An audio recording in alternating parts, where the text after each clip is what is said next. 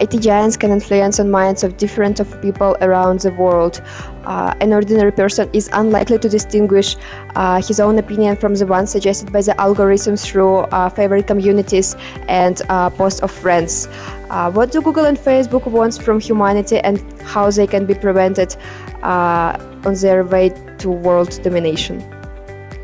According to Google's privacy policy, they collect the content you create, upload, and receive from others using their services. This includes things like email you write and receive, photos and videos you save, docs and spreadsheets you create, and comments you make on YouTube. Seemingly innocuous, these particular Google terms of use may instill fear in some people. Can the data you leave all over the internet really be used against you? And how dangerous is modern life under the supervision of large IT companies? In other words, how IT companies manipulate us. Google employs an internal correspondence called the mixing of search results and ephemeral experience. This is a process by which search results are generated in real time, individually for each user, and then disappear and are not stored anywhere. In 2018, the Wall Street Journal published excerpts from leaked email from Google employees. One of the participants in the correspondence suggests using the method of ephemeral experience to influence the attitudes of Americans to Trump's anti-immigrant decree. So they know very well what they are doing. Moreover, they are sure that no one will notice these manipulations. If they use a thermal experience, there is simply no evidence left. It becomes obvious that they are not only collecting our data, but also use it to their own purposes. Scandals and incidents close to mysticism have always been of interest to people, and panic around dubious things is not something new for us. Therefore, it's not surprising that in our case, there were people who sought panic among the rest. But were their arguments so based at this time?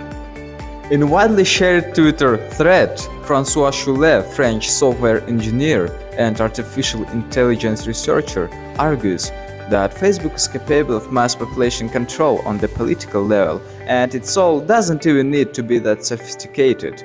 This is possible, he argues, because our lives are increasingly lived online, and that gives Facebook massive power to guide what we see. Our static brains are vulnerable to being influenced, and there is no way to fight it. Artificial intelligence is getting smarter, and the world hasn't ended yet because we are still bad at artificial intelligence. Scholle is specifically singling out Facebook and not his employer Google, Amazon or Apple because of its history of experiments, its morally bankrupt leadership, and because he believes it's uniquely embedded in our social lives. First, it's not clear that Facebook is as politically powerful as Charlotte makes out to be. He's right that relying on the internet is easier for companies to manipulate us. And yes, Facebook already has. This is a genuine problem, but also one we are trying to solve now. It is not a scrappy future apocalypse we are blind to.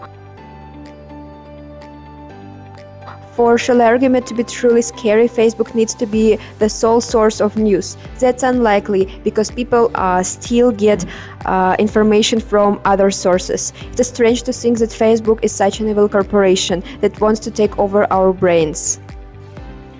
Most people have always lived in a world where everyone is trying to influence us. Television, billboards, the entire traditional advertising industry. Virtually all of us have been persuaded by something a friend said. So yes, we can absolutely be influenced.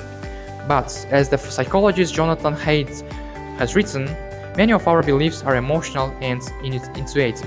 We arrive at rational reasons for them after the fact. Partisanship is powerful, and it's much harder to change your parents' vote than to tell them to use a different brand. Because politics reflect identity more strongly than brands do. For example, party identification is increasingly related to someone's position in the income distribution, not by whether they use Facebook. At this point, Charlotte's statement about political population control becomes confusing. Algorithms can probably serve a lot of information that reinforces our beliefs, but they are less likely to be able to easily change us from conservatives to liberals. It doesn't work as Charlotte says. When it comes to getting served information, it's weird to single out Facebook. Yes, Facebook certainly is more personal than YouTube, But this argument that other companies have yet to explicitly experiment on users isn't reassuring. Google and Amazon aren't embroiled in election scandals yet, but that doesn't mean they couldn't land them in one eventually.